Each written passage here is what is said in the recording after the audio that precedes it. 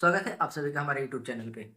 हम लोग बात करने जा रहे हैं लाइब्रेरी साइंस से इंपॉर्टेंट ऑब्जेक्टिव क्वेश्चन के बारे में। तो आज हम लोग देखेंगे यूनिट 1 के पार्ट 4 डिस्कस कर लिए थे। तो आज हम लोग पार्ट 5 का वीडियो लेके आए हैं। तो देखिए हम लोग शुरू करते हैं। पहला प्रश्न है, पुस्तकालय विज्ञान का कौन सा नियम पुस्तकालय में पुस्तकों के वर्गीकरण और सूचीकरण पे जोर देता है? ऑप्शन देखिए, A third law, B first law, C second law, D fifth law. तो इसका सही आंसर हो जाएगा ऑप्शन ए थर्ड लॉ। यानी कि पुस्तकालय में पुस्तकों के वर्गीकरण और सूचीकरण पे जो नियम जोर डालता है वो कौन है? तो वो है तीसरा नियम। अगला प्रश्न की ओर चलते हैं। अगला प्रश्न कहता है, पुस्तकालय विज्ञान का कौन सा नियम पाठकों के अधिकारों पर बल देता है?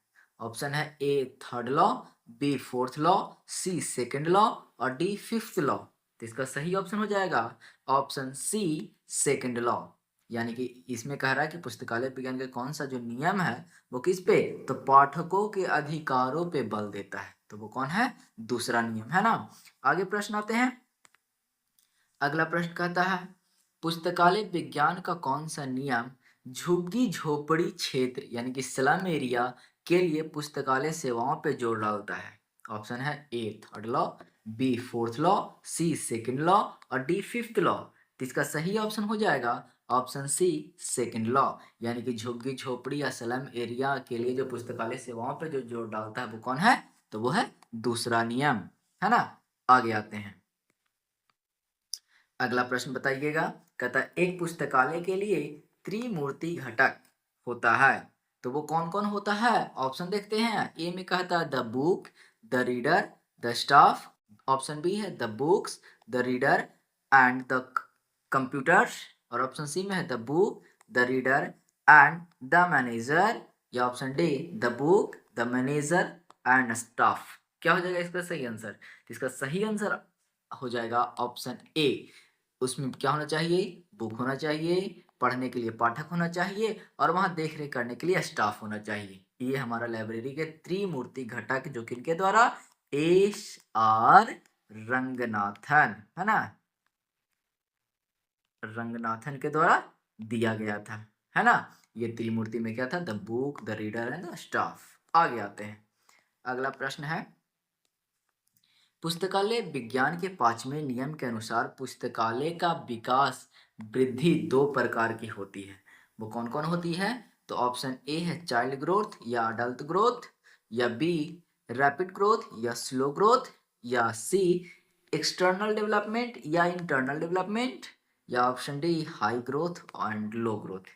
तो इसका सही ऑप्शन हो जाएगा option a child growth and adult growth. यानी कि ये जो 5वां नियम था किनके द्वारा?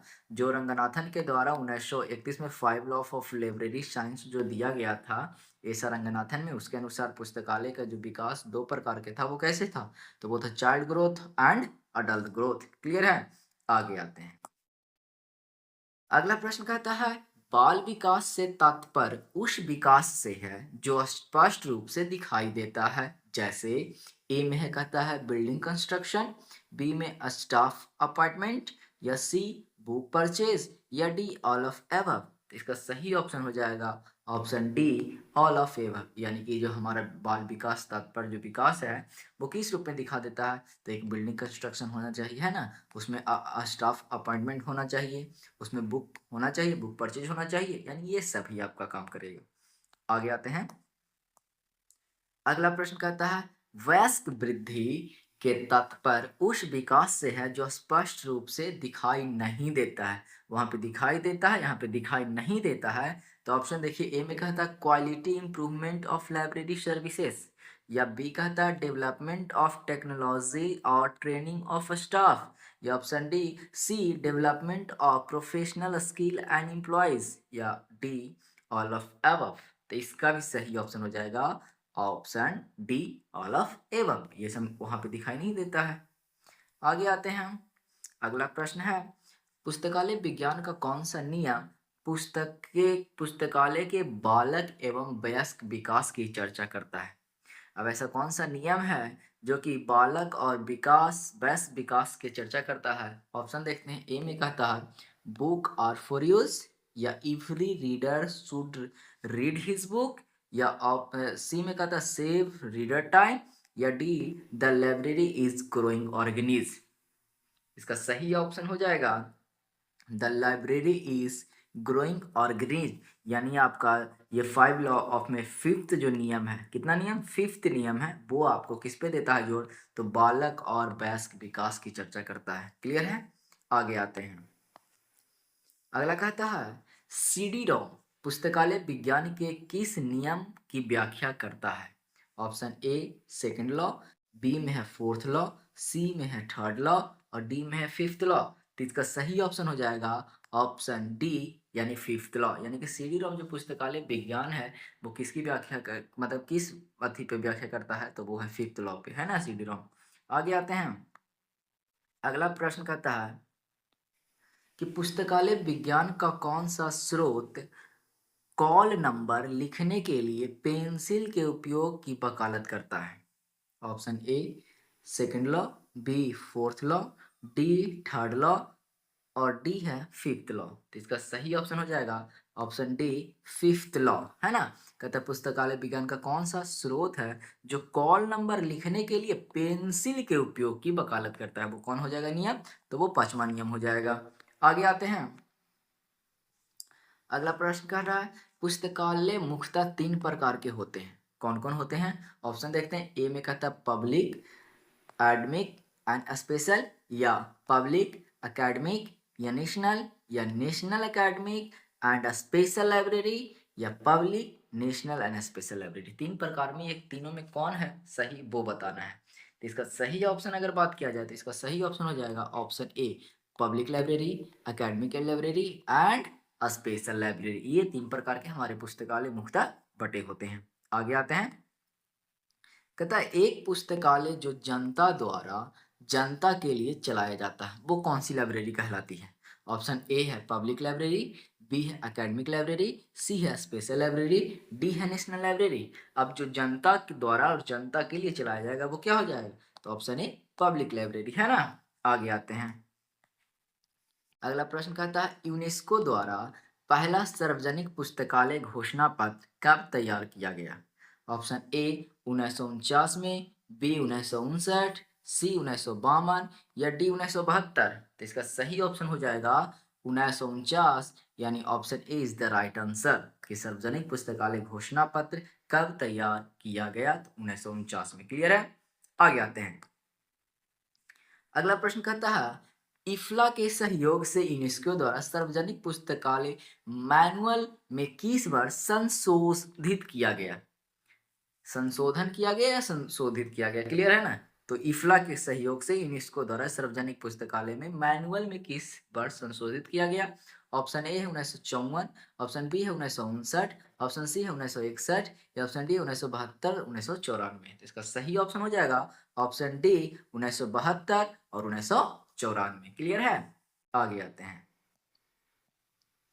कहता है कि यूनेस्को और आई इफ्ला, इसको क्या बोलेंगे, इफ्ला, है ना।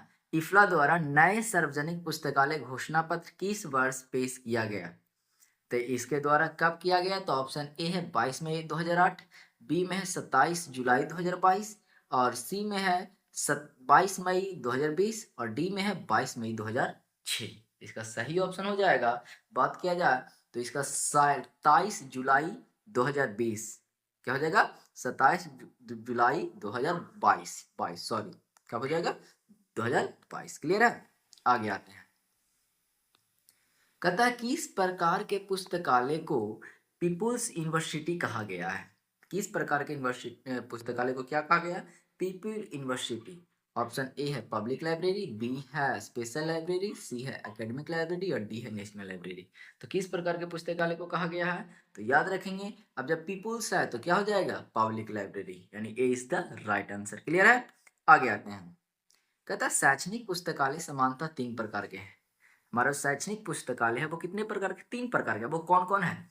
ऑप्शन ए स्कूल कॉलेज या यूनिवर्सिटी लाइब्रेरी, या बी में research college and university library, या सी में specialised college and university library, या डी में technical college and university library. इसका सही ऑप्शन क्या हो जाएगा? इसका सही ऑप्शन हो जाएगा option A, school, college and university library. ये 3 प्रकार के हमारा शैक्षणिक यानी एकेडमिक पुस्तकालय को क्या किया गया है? बांटा गया है। आगे आते हैं।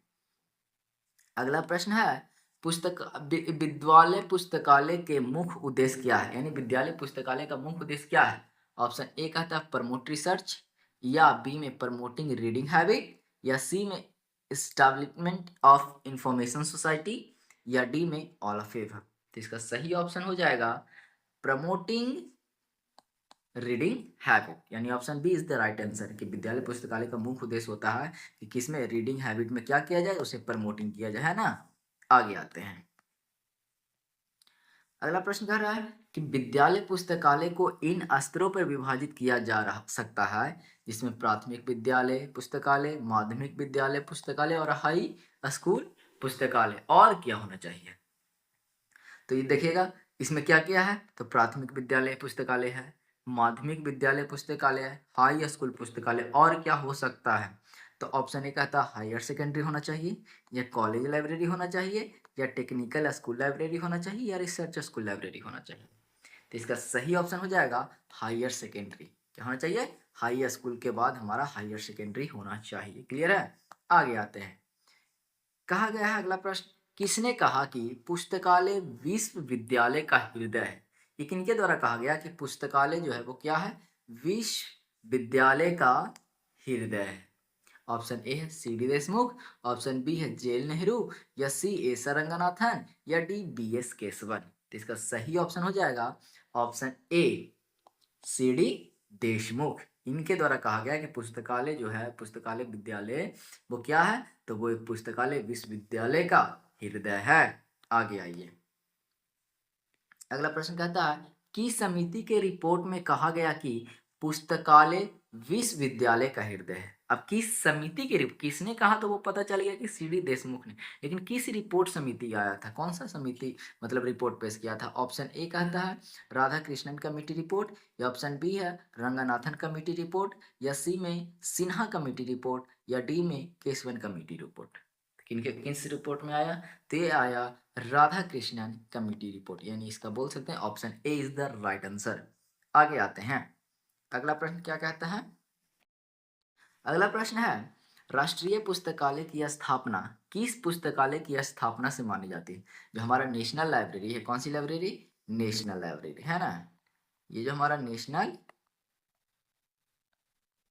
लाइब्रेरी है, इसकी जो स्थापना हुई है वो किस पुस्तकालय की स्थापना से मानी जाती है? ऑप्शन ए देखिए कहता है Calcutta public library, option B में है इंपीरियल लाइब्रेरी, ऑप्शन सी में है एस्थेटिक सोसाइटी, और ऑप्शन डी में है रामपुर राजा लाइब्रेरी। तो इसका सही ऑप्शन क्या हो जाएगा? इसका सही ऑप्शन हो जाएगा कलकत्ता पब्लिक लाइब्रेरी। अब इसकी कुछ कहानी है वो थोड़ा सा सुन ले, है ना, सुन लेते हैं।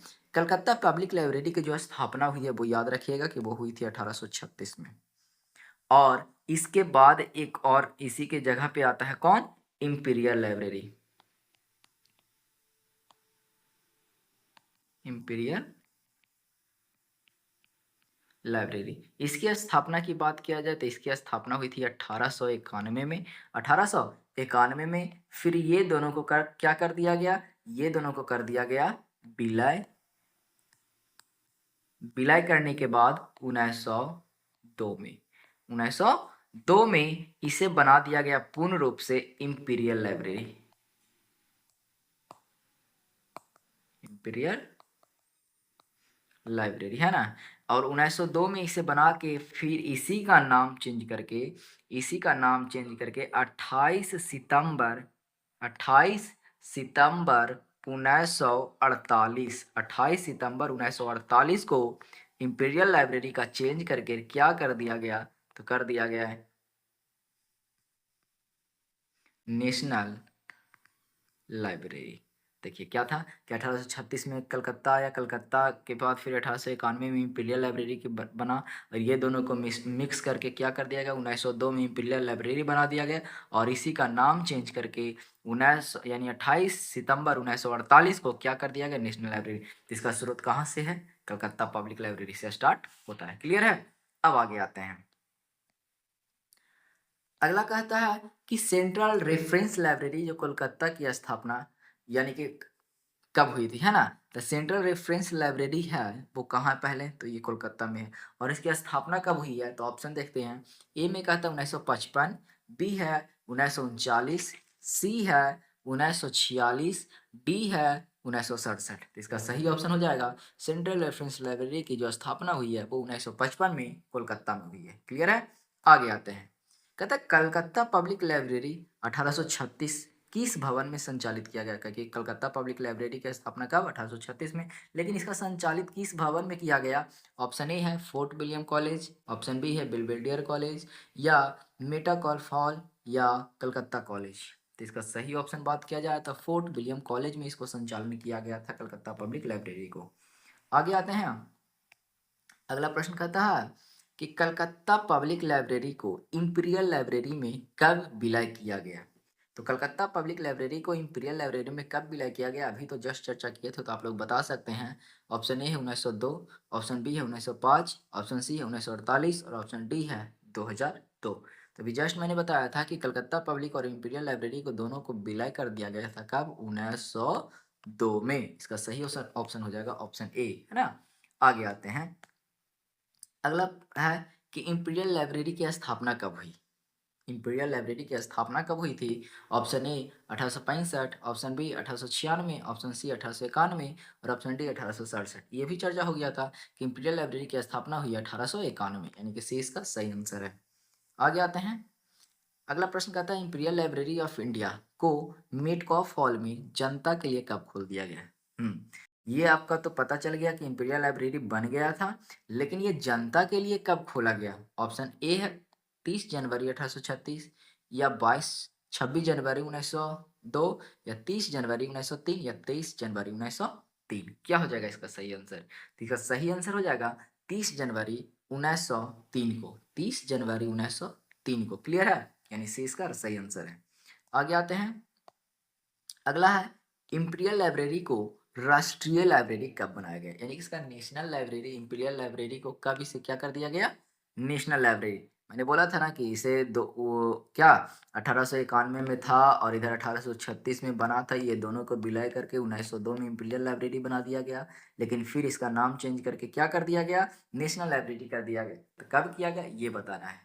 तो ऑप्शन ए देखिए 1951, बी है 1955, सी है 1948 और डी है 1966। क्या हो जाएगा इसका सही आंसर? तो सही आंसर क्या हो जाएगा? 1948, है ना? 1948 को इसको क्या कर दिया गया? नेशनल लाइब्रेरी बना दिया गया। आगे आते हैं। अगला है जब तत्कालीन शिक्षा मंत्री अब्दुल कलाम आजाद अभी भारतीय के लिए खोला गया।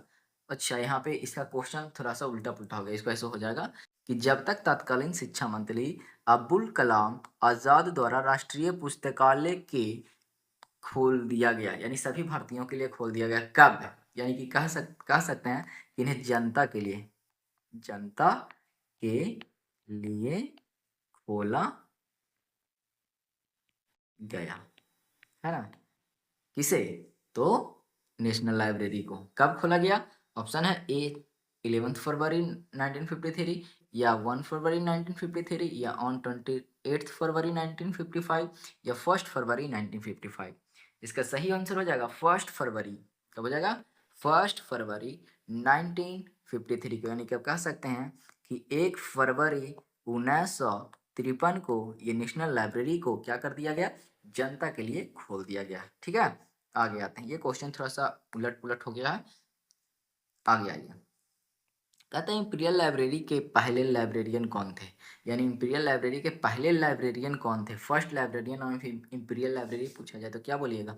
ऑप्शन ए में है जॉन मैकफार्लेन, ऑप्शन बी है बी एस केशवन, सी में है एशर रंगनाथन और डी में है के एम असदुल्ला। तो इंपीरियल लाइब्रेरी का जो बात किया जाए वो कौन थे? तो वो थे जॉन मैकफार्लेन। जॉन मैकफार्लेन। क्लियर है? तो ये रहा दोस्तों आज का हमारा क्वेश्चन। फिर मिलेंगे हम लोग नए वीडियो के साथ। तब तक के लिए बने रहिए और वीडियो को लाइक शेयर सब्सक्राइब करना ना भूले दोस्तों।